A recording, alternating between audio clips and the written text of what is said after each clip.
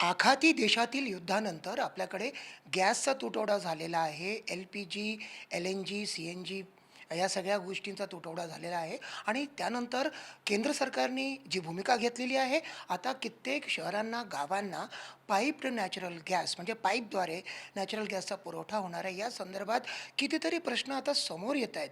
त्या सगळ्या प्रश्नांची उत्तरं आज आपण जाणून घेणार आहोत. आपल्यासोबत एक जाणकार व्यक्ती आहेत, एफ-एम महाजन सर, जे सेवानिवृत्त मुख्य महाप्रबंधक आहेत, gas authority of India limited म्हणजे गॅस इंडिया लिमिटेडचे.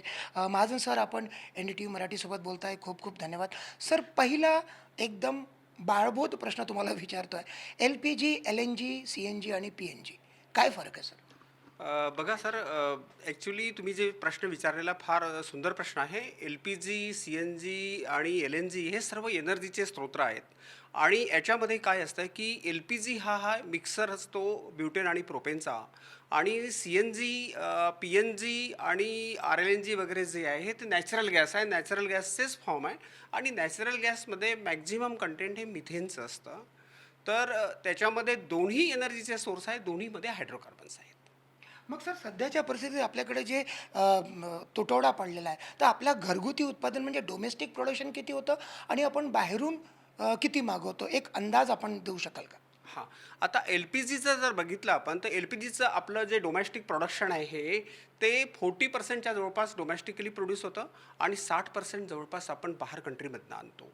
सिमिलरली नॅचरल गॅसमध्ये 50-50% आहे. 50% डोमेस्टिक त्याचं प्रोडक्शन होतं आणि 50% आपण बाहेर देशातून त्याला इम्पोर्ट करतो आहे. मग अशा वेळेला सर, एक महत्त्वाचा प्रश्न, की याची आयात म्हणजे इम्पोर्ट आपण कुठून करतोय आणि हार्मोजची जी समुद्रधुनी आहे, त्या हार्मोजच्या समुद्रधुनीमुळे याच्यामध्ये काय फरक पडलेला आहे? बघा, आपण मॅक्झिमम LPG आणि आपला जे नॅचरल गॅस आहे हे इम्पोर्ट होतं आखाती देशामधनं. आखाती देशामध्ये स्पेशली तुम्हाला सांगतो, UAE झालं, कतार झालं, सौदी अरेबिया झालं, कुवेत झालं, हे मेन कंट्रीज आहे आपल्या, की तिथनं मॅक्झिमम नॅचरल गॅस आणि LPG येतं. आणि बट नॅचरल आहे की आखाती देशामधनं येणारं हे जे क्रूड ऑइल झालं, LPG झालं, नॅचरल गॅस झाला, हे समुद्रधुनी मीन्स हार्मोज समुद्रधुनीच्या द्वारेच येतात. तर त्याच्यामुळे हार्मोज समुद्रधुनी बंद झाल्यामुळे त्याच्यामुळे आपला याच्या एनर्जी सोर्सवरती फार मोठा इम्पॅक्ट झालेला आहे. तर मग त्याचं अल्टरनेटिव्ह रूट म्हणजे पर्यायी मार्ग आपण काय काढलेला आहे आणि त्याला किती वेळ लागतोय सर साधारण? म्हणजे समजा अमेरिकेतून फार दूर आहे, तिथून जर आलं तर किती दिवस? हॉर्मुजमधून आणलं तर, आणि हॉर्मुजला जर आपल्याला अव्हॉइड करायचं असेल तर काय उपाययोजना? बघा, तुम्हाला सांगतो आता, जसं हॉर्मुझ हा फार इम्पॉर्टंट समुद्रधुनी आहे आणि रूट आहे. कारण सांगतो तुम्हाला, बघा, जगातलं जेवढंही क्रूड ऑइलचं कन्झम्पशन होतं ते 20% त्या समुद्रधुनीतनं येतं. त्याच प्रकारे नॅचरल गॅस जे काही येते का आखाती देशामधनं, ते सुद्धा 20% चा वाटा समुद्रधुनी हार्मोज समुद्रधुनीद्वारे आहे. तर आता आपल्याला जर आपल्याला त्याच्यामधनं ऑल्टरनेटिव्ह काढायचा असला तर आपल्याला ह्या देश वगळता दुसऱ्या देशामधनं सोर्स करावं लागेल. तर त्याच्यामध्ये आपल्याला जर for example USA, then Mexico, then Colombia, Brazil, Angola, Nigeria, मोझांबो मोझांबिक या साऱ्या कंट्रीमधनं आपल्याला आता सोर्स करावं लागेल. परंतु मग याला किती वेळ साधारण? अमेरिकेला साधारण महिना लागतो किंवा तसं आणखी? हा तुम्ही एकदम सुंदर आणि चांगला प्रश्न विचारला. कारण बघा, आता आखाती देशामधनं जे काही आपण इम्पोर्ट करत होतो, आखाती देश आपल्या देशापासून जवळ आहे. तर त्याच्यामुळे काय, 1 हप्त्यामध्ये किंवा काही, इव्हन दो तुम्ही UAE मधनं जर आपल्याला किंवा कतारमधनं जर कुठलं कार्गो मदर वेसल आणायचं राहिलं तर ते 3.5 दिवसात येऊन जाते, 3.5-4 दिवसामध्ये येऊन जाते. तेच जर तुम्ही अमेरिकेवरनं जाण्याचं USA जर आणतो म्हटलं तर 1 महिन्याच्या जवळपास लागतं. मेक्सिकोमधनंही जवळपास 20-25 दिवस लागतं. रशियाची तीच केस आहे. रशियामध्ये 22 दिवसाच्या जवळपास लागतं आपल्याला.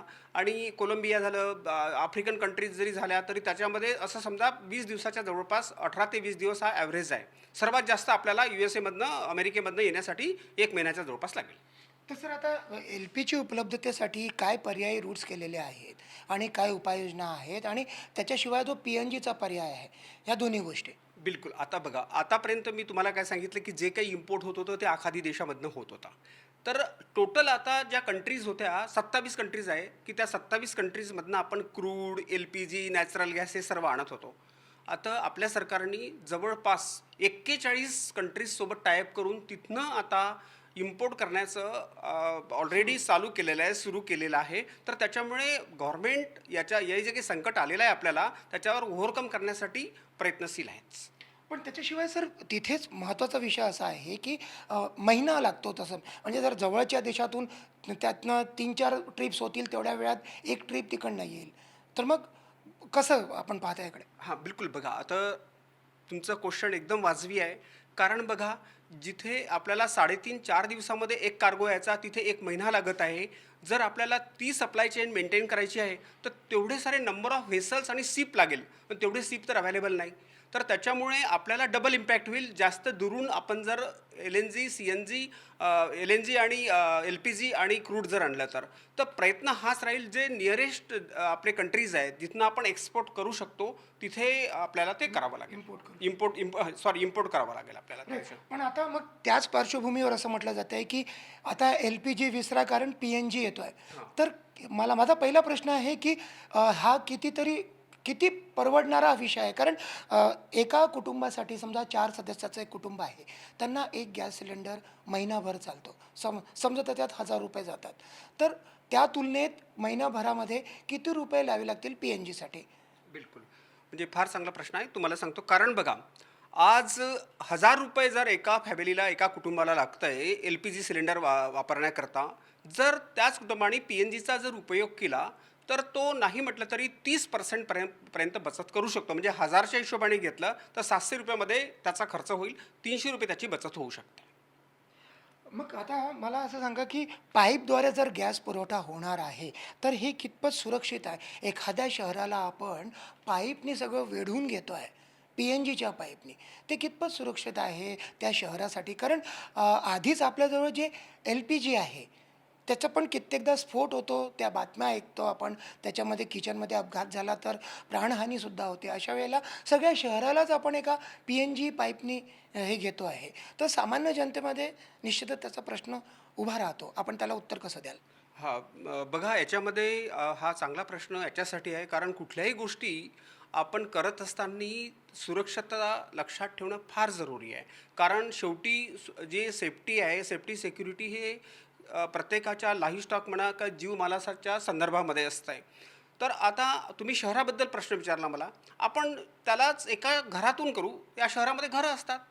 प्रत्येक घरामध्ये एक LPG सिलेंडर असतं. LPG सिलेंडरचं प्रेशर 14 kg असतं. आणि 14 kgचं प्रेशर म्हणजे काही कमी प्रेशर नाही, फार चांगलं, म्हणजे भरपूर प्रेशर आहे आणि one type of it's a big hazard. आणि त्याच्याऐवजी जर आपण PNG आणलं, तर PNGचं प्रेशर जास्तीत जास्त 1 ते 1.5 kg असतं. जी पाईपलाईन तुम्ही पूर्ण शहरामध्ये त्याचं जाळं विणणार आहात, त्या पूर्ण पाईपलाईनचं प्रेशर काही हाय प्रेशर राहणार नाही आहे. तुमच्या घरामध्ये येणारी पाईपलाईन जास्तीत जास्त 1 ते 2 kgची राहणार आणि किचनमध्ये येणारी ती तर 0.5 kgची राहणार.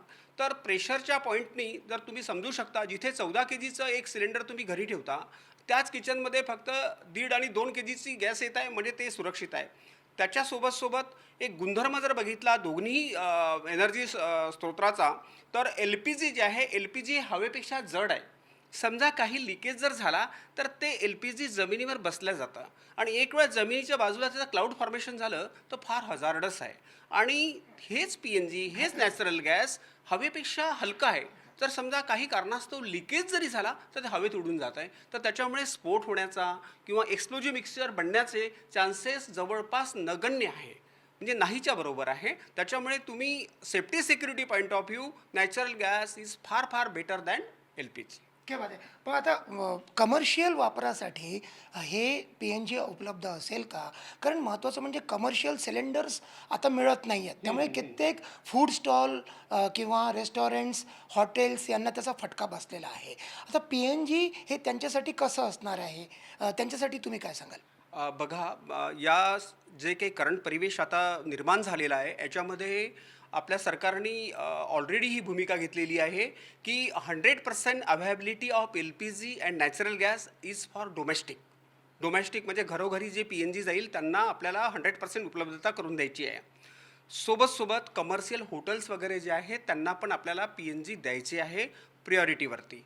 तर त्याच्यामुळे जर PNG हॉटेलपर्यंत गेले, कमर्शियलपर्यंत गेले, बट नॅचरली तुम्ही बघितलं असाल मोठ्या मोठ्या 5 स्टार हॉटेलमध्ये कितीतरी एक असे LPG सिलेंडरचे मोठे मोठे बँक लावावं लागतात. त्यांचं ट्रान्सपोर्टेशन, त्यांचं मॅनेजमेंट, त्यांच्यासाठी एक विंग राहते. जर हेच जर PNG तिथेपर्यंत पोहोचलं तर हे सर्व काही करायची गरजच नाही. जसं नळाला पाणी येते तसंच आपल्या या पाईपमधनं गॅस येईल. जेवढं यूज करायचं तेवढं यूज करा, सेफ आहे. बाकी तुम्ही तुमचा नळाचा कॉक बंद करू शकता किंवा व्हॉल्व बंद करू शकता. अगदी बरोबर सर. मोठमोठ्या हॉटेलमध्ये अगदी बेसमेंटला सुद्धा हे LPGचा जो साठा लावण्यात येतो तो हजार्डच असतो, म्हणजे घातक सुद्धा असू शकतो. अशा वेळेला हे सगळं करायची गरज नाही, तेवढा स्पेस रिकामा होईल, उपलब्ध होईल. स्पेस रिकामा होईल. त्यातल्या त्यात पूर्ण बँकचे बँक बॉटम तुम्ही जर कुठल्याही हॉटेलच्या बेसमेंटला बघितलं, मोठा बँक असतो याचा LPG सिलेंडरचा.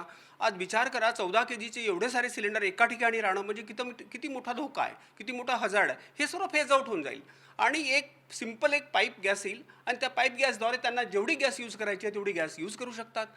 नाही यूज करायची तर व्हॉल्व बंद करून ठेवू शकतात. Is more safe. सर, आता नुकतंच केंद्र सरकारने महत्त्वाची बैठक घेतली. आपल्या महाराष्ट्राचे मंत्री छगन भुजबळ सुद्धा त्याच्यामध्ये उपस्थित होते आणि त्या सगळ्यामध्ये आता असं दिसून येतं आहे की सरकारची आता तयारी झालेली आहे महाराष्ट्राच्या गावोगावी आणि शहरात PNGद्वारे म्हणजे पाईप नॅचरल गॅसचा पुरवठा करण्याची. आपण जर विदर्भाचं उदाहरण घेतलं तर कितपत तयारी आहे? कारण समृद्धी महामार्गाने नागपूरपर्यंत PNGची पाईपलाईन आली आहे एवढं आम्ही ऐकून आहोत. तुम्ही काय सांगाल? पूर्ण विदर्भात हे मिळणार आहे का? आणि साधारण किती दिवसात हे होईल? आणि हे किती वर्षापासून प्रलंबित आहे? काय सांगाल आपण? बघा ते याच्यामध्ये जे महाराष्ट्र सरकारने जी उपाययोजना घेतली गेली आहे, आता जस्ट 2-3 दिवसा अगोदरचंच जे अनाऊन्समेंट जर बघितलं आपण तर त्यांनी PNG कनेक्शनच्या रिलेटेड ज्या काही परमिशन्स वगैरे आहे त्याच्यामध्ये शिथिलता केलेली आहे आणि प्रायोरिटीज देण्यासाठी सांगितलेले आहे की जेणेकरून PNG कनेक्शनसाठी PNGची लाईन टाकण्यासाठी ज्या काही परमिशन्स लागतात त्या लवकरात लवकर प्रदान कराव्या आणि ती लाईन टाकावी. दुसरा प्रश्न तुम्ही हा विचारला की मुंबईपासून नागपूरपर्यंत, बिलकुल यू आर ॲब्सोल्युटली राईट. आम्ही मुंबईपासून नागपूरपर्यंत नॅचरल गॅस घेऊन आलेलो आहोत आणि तुम्हाला पण माहीत आहे की समृद्धी हायवेच्या बाजूलाच आहे आणि समृद्धी हायवे हा पूर्ण जर बघितला तर हा म्हणजे मुंबईपासून चालून नागपूरपर्यंत येतपर्यंत जवळपास विदर्भाचे सर्व डिस्ट्रिक्ट कव्हर करतो. जर तुम्ही स्पेसिफिक विदर्भाबद्दल जर विचारलं तर जसं बुलढाणा झालं, वाशिम झालं, अकोला झालं, नंतर तुमचं अमरावती झालं, नागपूर, यवतमाळ, चंद्रपूर, गडचिरोली, गोंदिया, ह्या सर्व डिस्ट्रिक्ट, भंडारा, ह्या सर्व डिस्ट्रिक्टमध्ये PNG देण्यासाठी गव्हर्नमेंट ऑफ इंडियाने GA अलोकेट केलेले आहे. त्या कंपन्या तिथे त्यांची नेमणूक झालेली आहे. त्यांना तिथलं PNGचं जाळं विणायचं आहे आणि आम्ही जे गॅस आणलेली आहे त्या आमच्या ट्रंक पाईपलाईनमधनं कनेक्शन घ्यायचं आहे, गेलच्या ट्रंक पाईपलाईनमधनं कनेक्शन घ्यायचं आहे आणि त्यांना ते डिस्ट्रीब्यूट करायचं आहे. म्हणजे आता आपण असं म्हणू शकतो की पुढील काही महिन्यातच घरोघरी यायला सुरुवात होईल PNGद्वारे. बिलकुल.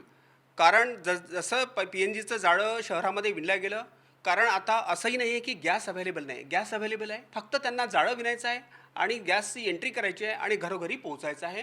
तुमचं म्हणणं एकदम बरोबर आहे. येणाऱ्या काळामध्ये सर्वांनाच PNG मिळेल आणि सिलेंडरची गरज पडणार नाही, मला असं वाटतं आहे. खूप खूप धन्यवाद महाजन सर. आपण आमच्या जगभरातल्या प्रेक्षकांना ही महत्त्वाची बातमी दिली. तर एकूणच संकटामध्ये संधी किंवा आपदा में अवसर अशी जी एक आपण जे म्हणतो तर तसंच काहीतरी या प्रकरणात घडताना दिसतं आहे. एकीकडे जेव्हा गॅसचा तुटवडा झाला आहे त्याच वेळेला आता PNGद्वारे घरोघरी असा गॅस आपल्याकडे येणार आहे जो सुरक्षित पण आहे आणि आर्थिकदृष्ट्या जास्त परवडणारा आहे. त्यामुळे आपण या बाबतीत कुठलीही शंका न घेता त्याचा स्वीकार करणं फार आवश्यक आहे. आणि जसं आता जाणकार आपल्याला सांगतायत ही एक चांगली संधी आहे ज्यामुळे आता भविष्यात कोणत्याही गॅस एजन्सीच्या समोर रांगा कदाचित कधीच दिसणार नाहीत. व्हिडिओ जर्नलिस्ट विनय शुक्लासोबत संजय तिवारी, NDTV मराठी, नागपूर.